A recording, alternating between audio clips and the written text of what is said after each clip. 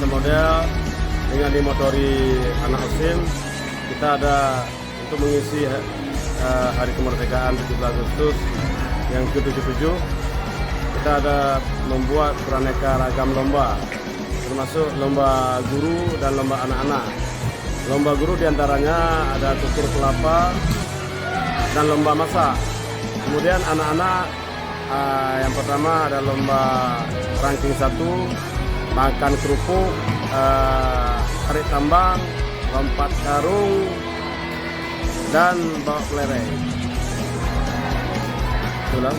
Ini kegiatannya dalam rangka apa ini, Pak? Ini adalah dalam rangka membangkitkan semangat generasi muda dalam berkarya. Karena dengan beraneka ragam lomba ini, tentunya anak-anak makin termotivasi untuk belajar. Harapannya apa? Harapannya dengan ini jiwa-jiwa pejuang, jiwa-jiwa pelajar generasi muda. Alhamdulillah hari ini OSIM MC Model bisa menyelenggarakan